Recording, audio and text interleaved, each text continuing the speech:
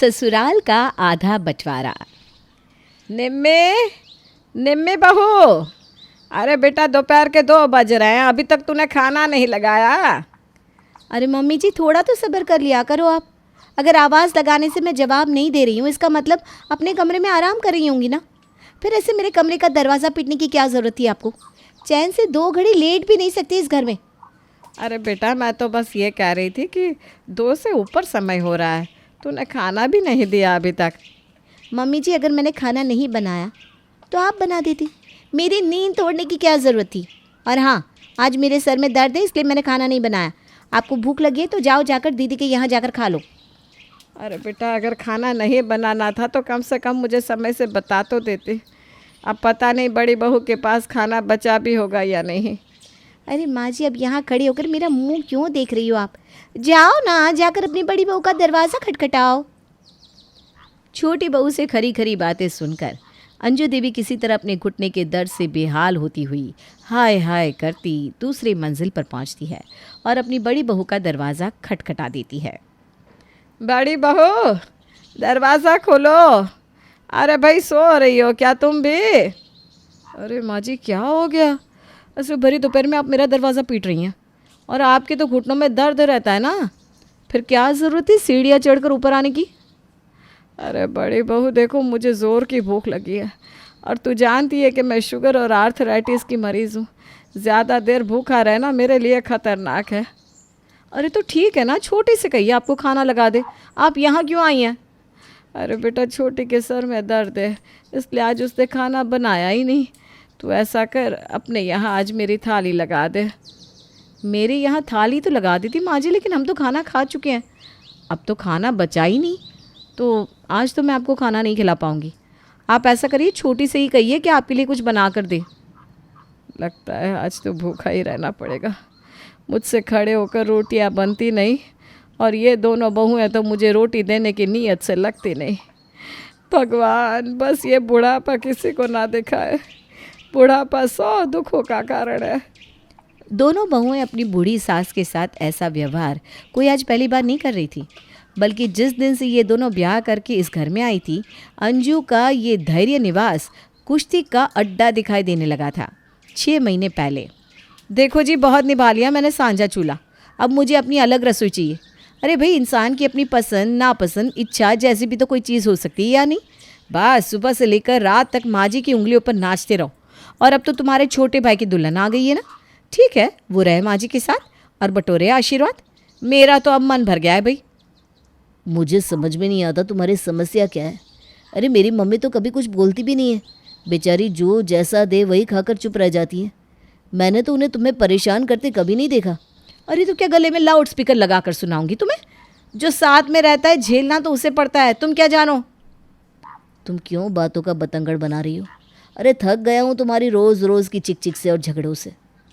हाँ तो मैं भी ना इस चिक चिक को ख़त्म करने के लिए ही कह रही हूँ, ना हम साथ रहेंगे ना रोज़ लड़ाई झगड़ा होगा। मुझे अब इस कलेश से छुटकारा दिलवाओ। अरे बेटा क्यों शोर मचा रखा है बहू ने?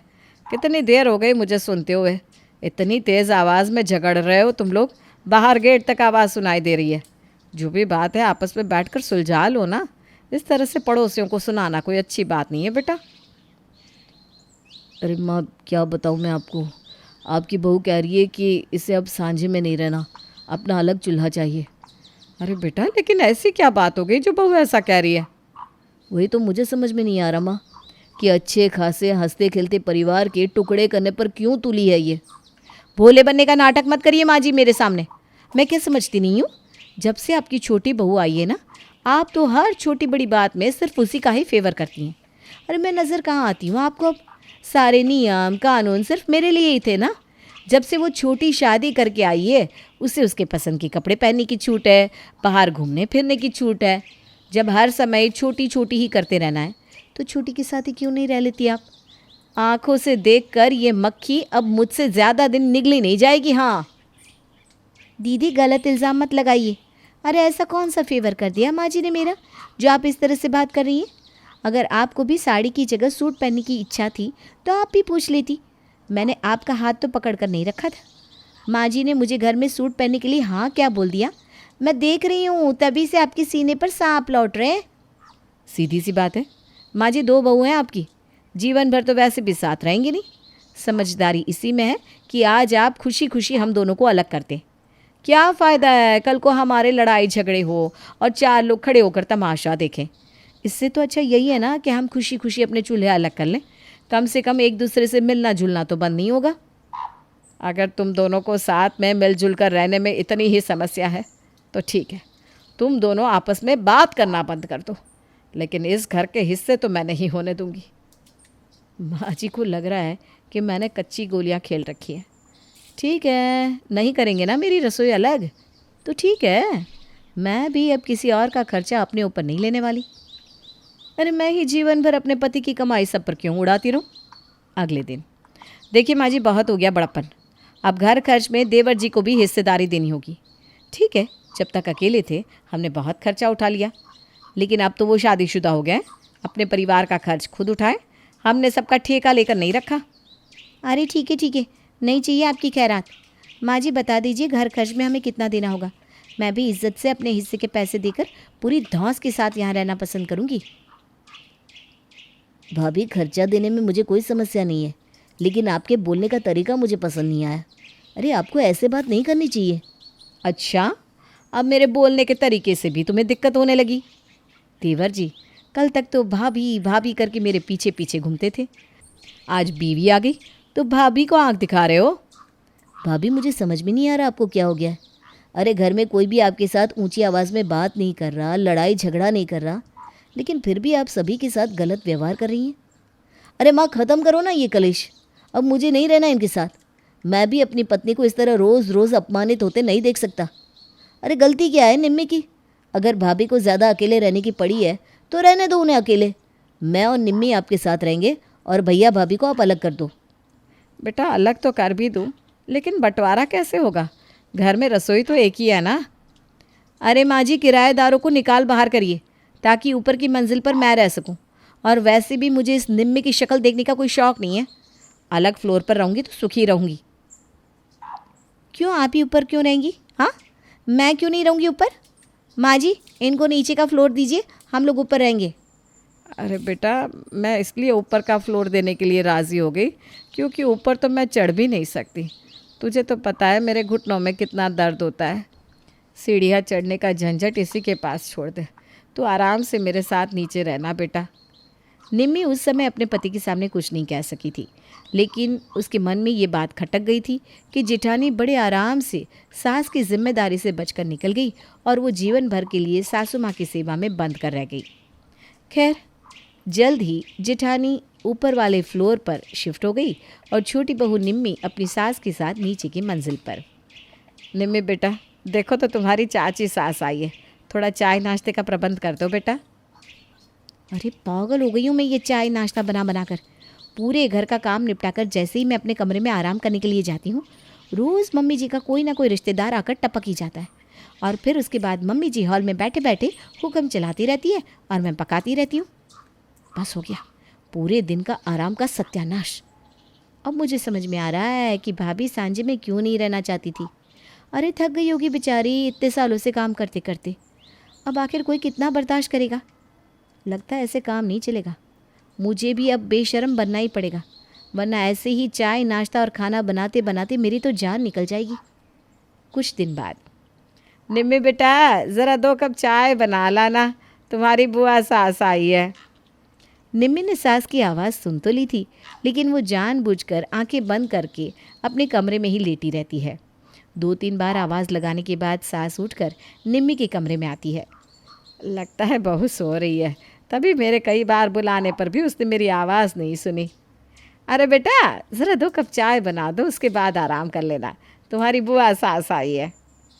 मम्मी जी, आपको पता तो है पूरा दिन मैं काम करते करते कितनी थक जाती हूँ। ज़रा सा 2 घड़ी आराम करने के लिए लेटी थी, उसमें भी आपने आकर जगा दिया। अरे अगर बुआ जी आई हैं तो 2 कप चाय की ही तो बात है, आपको खुद बना लेना चाहिए था मम्मी। अच्छा ठीक है बेटा, तू नाराज़ मत हो, मैं बना लेती हूँ। धीरे धीरे निम्मी के तेवर बदलते जा रहे थे। मेहमानों के आने की खबर मिलती तो वो बहाने से अपने मायके जाकर बैठ जाती या फिर बाज़ार के लिए निकल जाती ताकि उसे मेहमानों के सामने ना आना पड़े। सास अंजू भी इस बात को समझ गई थी कि बहू मेहमानों के लिए चाय नाश्ता बनाने से कतरा रही है, इसलिए अब वो बहू को आवाज़ लगाने के बजाय खुद ही चाय नाश्ता बना लेती थी। लेकिन मेहमानों की नहीं, अब तो निम्मी को सास की रोटी बनाना भी अखरने लगा था। मम्मी जी, बंटवारा तो हम देवरानी जेठानी के बीच में हुआ है। आपको तो भाभी के यहाँ भी जाना चाहिए ना। वो तो कभी आपके लिए एक वक्त का खाना तक नहीं भेजती। अरे बेटा, इतना ही सही और गलत की समझ होती उसे तो घर के टुकड़े थोड़ी ना करती। मुझे तो बस 2 रोटी चाहिए होती है बेटा, क्या फ़र्क पड़ता है उसने बनाई या तूने। हाँ माँ जी, आपको क्यों फ़र्क पड़ेगा? फ़र्क तो मुझे पड़ता है ना। 3 वक्त का खाना बनाकर मुझे खिलाना पड़ रहा है आपको। जेब पर बोझ तो हमारे पड़ रहा है। हाँ, आपको क्या फ़र्क पड़ेगा। ऊपर से हर समय सास के साथ रहने का बंधन। ना कहीं आ जा सकते हैं, ना किसी को अपने घर बुला सकते हैं। अरे बस बहुत हो गया। अगर भाभी माँ जी की तरफ से आँख फेर सकती है तो मैं क्यों नहीं। मैं भी आज माँ जी का खाना ही नहीं बनाऊंगी। देखती हूँ कैसे नहीं जाती भाभी के यहाँ खाना खाने। अब से मैं सप्ताह में 3 दिन ही माँ जी का खाना बनाऊंगी। 3 दिन भाभी के यहाँ जाकर खाए। मैं अकेली क्यों पीसूँ भला। बस उसी दिन से छोटी बहू निम्मी ने सास को खाना न देने का मन बना लिया था। अब वो अक्सर ही दोपहर में बहाने बनाकर सास को जेठानी के यहाँ भेजती थी और फिर जेठानी बबली भी सास को अपने यहाँ खाने के लिए आया देखकर तरह तरह के मुंह बनाती और बहाने से वापस देवरानी के पास भेज देती। बार बार सीढ़ियाँ चढ़ने से तो मेरे पैरों का दर्द और भी तेज़ हो गया।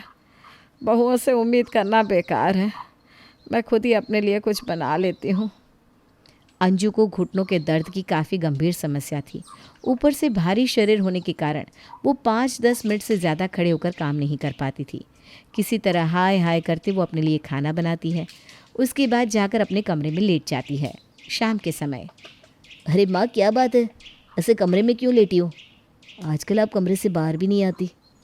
कुछ नहीं बेटा, घुटनों का दर्द बहुत बढ़ गया है। आराम नहीं मिल रहा था तो आकर कमरे में लेट गई। माँ, क्या बात है, आजकल अक्सर ही आपके घुटनों में दर्द बढ़ जाता है। क्या करूं बेटा, अब इस उम्र में भारी शरीर के साथ मुझसे ज़्यादा देर खड़ा भी नहीं रहा जाता, पर क्या कर सकते हैं, पेट भरने के लिए थोड़े से हाथ पैर तो हिलाने ही पड़ते हैं ना। आपके कहने का मतलब क्या है माँ? खाना तो निम्मी आपको बनाकर देती है ना। छोड़ ना बेटा, क्या रखा है इन बातों में। और वैसे भी मुझे खाना बना कर देना कोई निम्मी के अकेले की जिम्मेदारी तो है नहीं। ये तो अपनी अपनी किस्मत की बात होती है बेटा। मेरी किस्मत ही खोटी है, इसमें निम्मी या बबली का कोई दोष नहीं। अब कहना क्या चाह रही हैं माँ? 2 बहुओं के होते हुए भी कोई आपको खाना बनाकर देने के लिए तैयार नहीं है? अरे बेटा, मुझसे पूछने की बजाय ये बात जाकर अपनी पत्नी से पूछ। मैं कुछ कहूँगी तो उसे लगेगा कि मैंने शिकायत की है उसकी। माँ की बात सुनकर छोटा बेटा गुड्डू गुस्से में लाल पीला होते हुए अपने बड़े भाई सनी के यहाँ पहुँचता है। सनी भैया, आपको कुछ पता भी है घर में क्या हो रहा है? अरे हम 2 बेटों के होते हुए भी हमारी माँ आज 2 रोटी खाने के लिए तरस रही है। आपको पता है, ये दोनों माँ को खाना तक बनाकर नहीं देती। आपको यकीन ना हो तो आप पूछ लीजिए भाभी से। ये मैं क्या सुन रहा हूँ बबली, तुमने माँ को खाना देने से मना कर दिया? अरे तुम्हारी हिम्मत भी कैसे हुई माँ को खाना देने से मना करने की? देखिए, मुझ पर ना ज़्यादा रौब दिखाने की ज़रूरत नहीं है। अरे माँ जी जिसके साथ 24 घंटे रहती है, खाना खिलाने की भी उसी की जिम्मेदारी है ना। और सब जानते हैं माँ जी को सीढ़ियाँ चढ़ने में कितनी समस्या है। उसके बाद भी निम्मी रोज़ माँ जी को खाना खाने के लिए मेरे पास भेज देती है। शर्म नाम की चीज़ खुद की बीवी में है नहीं और आए हैं यहाँ पर मेरी शिकायत करने। निम्मी, सच सच बताओ, माँ को खाना देने में तुम्हें क्या समस्या है? अरे तुम्हें शर्म नहीं आई माँ को खाना देने से मना करने में? सब कुछ जानते हुए भी तुमने उनसे कहा कि वो ऊपर जाकर भाभी के यहाँ खाना खा ले। उनकी उम्र रह गई है कि वो रसोई में खड़े होकर अपने लिए खाना बनाए। अरे तो ऐसा कौन सा पहाड़ टूट गया अगर तुम्हारी माँ ने 2 रोटी खुद बनाकर खा ली तो। और एक बात बताओ, मैंने क्या सारे जीवन का ठेका लिया है कि मैं माँ जी का बोझ अपने कंधे पर लेकर घूमूंगी? सप्ताह के 4 दिन तो तुम्हारी माँ के रिश्तेदार आकर बैठे रहते हैं। अरे थक गई हूँ मैं माँ जी और उनके रिश्तेदारों के लिए खाना बना बना कर। किसी को बुरा लगे या भला, लेकिन अब मैं माँ जी का बोझ और नहीं उठा सकती। अपनी अपनी बात कहकर दोनों देवरानी जेठानी मुंह टेढ़ा करके वहाँ से चली जाती हैं। कुछ देर बाद गुड्डू और सनी अपनी पत्नी को बुलाते हैं। तुम दोनों की समस्या का समाधान हमने ढूंढ लिया है। तुम दोनों की यही समस्या है ना कि तुम माँ को अपने साथ नहीं रखना चाहती, उनकी सेवा नहीं करना चाहती। वैसे देखा जाए तो बात तो तुम्हारी ठीक ही है। माँ हमारी है, सेवा भी तो हमें ही करनी चाहिए। माँ की सेवा की जिम्मेदारी तुम्हारी नहीं है, हमारी बनती है। हमने सोच लिया है कि माँ तुम दोनों के साथ इस घर में नहीं रहेगी। हम उनके लिए एक मकान किराए पर ले रहे हैं। सच? माँ जी अब अलग रहने वाली है, ये सही रहेगा। पूरी बात तो सुन लो। अब से हम दोनों भाई एक एक महीना माँ के साथ उनके घर में बिताएंगे और उनकी सेवा करेंगे। गलती तो हमारी है ना, जो हमने अपनी माँ की जिम्मेदारी तुम दोनों के ऊपर छोड़ी। लेकिन अब हमें अपनी गलती समझ में आ गई है। अरे ऐसे कैसे आप 1 महीने के लिए चले जाओगे? अगर आप 1 महीने के लिए चले गए तो 1 महीने तक हम लोग अकेले यहाँ कैसे रहेंगे? आपका बेटा तो आपके बिना एक दिन भी नहीं रह पाएगा। क्यों? जब हमने कहा कि हम माँ को अलग मकान लेकर दे देते हैं, तब तो तुम दोनों बहुत खुश हो गई थी। तब तुमने एक पल के लिए भी ये सोचा कि इस उम्र में हम अपनी माँ के बिना और हमारी माँ हमारे बिना कैसे रहेगी? लेकिन जब तुम्हारे बच्चों को बाप से अलग रहने की बारी आई तो तुम्हें बड़ी चिंता सताने लगी। हद है दोगलेपन की। हमें अपनी गलती का एहसास हो गया है, माफ़ कर दो। आगे से गलती नहीं होगी। अब से हम घर में सबसे पहले माँ जी को ही खाना देंगे।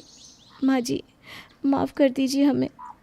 दोनों बहुओं के माफ़ी मांगने पर अंजू उन्हें माफ़ कर देती है और सबक पाने के बाद दोनों बहुएं खुशी खुशी सास की सेवा के लिए राज़ी हो जाती हैं।